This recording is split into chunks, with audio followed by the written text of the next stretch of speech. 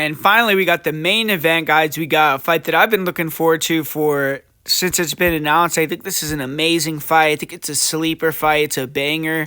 Two guys that I think are two of the most fun guys to watch at 185, which is kind of a dual division at the top to me a little bit. So yeah, man, right before we get into this breakdown, hit the like button, put a comment down below about my picks so far, but excited to break this one down. I feel like, honestly, man, I know there's people ahead of him, Nasrina Mavov. I think a couple other people that are kind of eluding me right now that are ahead of Pereira and Hernandez. But if Michel goes out here and blasts Anthony Hernandez in the first round, how sick would it be to see a Dricus versus Pereira title fight or Strickland versus Pereira title fight? I would be down for that. But yeah, man, I mean, we kind of all know how this matchup is and what both guys have to do to be successful. They're both streaking. Anthony Hernandez has won 5 fights in a row. Michel Pereira has won 8 fights in a row. And Pereira's just looked like a demon at 185. He's went in there and took in most of these guys out in under a minute. Hernandez, he's someone that he kind of relies on taking that damage up front, showing you that you can't finish him. He can eat everything that you're going to give him, breaking you, and then taking you out later on. And with Pereira has those front kicks to the body. He has just the straight punches that he's been throwing, the spin kicks, just the dynamic attacks that he has as well.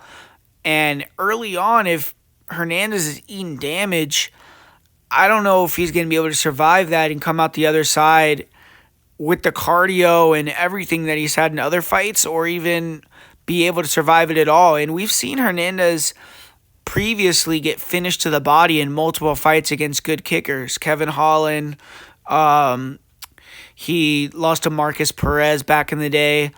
And he's been getting hurt in his fights recently, but he's just able to dog it out, battle through it. And, I mean, when he gets into that zone where his opponent is slowing down and he's going up, he's super hard to beat. I mean, the guy has great wrestling. He's relentless. He's going to push an insane pace. His confidence is, through the roof. And when he gets on top of you, he's going to pound you out until he can find that finish, or you want to go home and you give him a submission. And with Pereira, it's just, man, I think this is for both guys, this is a very difficult matchup, because obviously if Michel gets even one iota tired, Hernandez is going to capitalize on that. He's going to take him down. He's going to wear on him, and he's going to probably finish him. But Hernandez has to close the distance on a guy that hits like a Mack truck, that's super fast, dynamic, that has extremely dangerous weapons up the middle, that's going to be attacking the body, that also has a black belt in jiu-jitsu that's hard to take down, isn't just going to be an easy takedown, that had heart and enough cardio to go 3 rounds in hard fights at 170. So at 185, I think that his cardio is going to be better. I mean, the guy doesn't have to cut 15 pounds of weight. I know it's 2 extra rounds, and that's what makes the fight even more interesting for me. But another thing with Pereira that I think he has a chance to get is a guillotine in this fight. I feel like that's very live. We've seen him choke guys to sleep lately. And Hernandez, if you watch fight with Edmund Shabazian, he was in a deep guillotine. He's been guillotined before. And I think Pereira could get an early submission, an early knockout. I'm kind of leaning with the Pereira side here. I feel like Michel Pereira is going to be the prediction for me as the underdog, especially. Hernandez could go in there and, break Pereira, take some damage early, start taking him down and finish him. But I just think that Michel Pereira is going to take him out early like he's been doing recently. The lines came way down. He was plus 170, I believe. Now he's plus 115. I feel like this should be a pick'em, so it's getting close to accurate for me.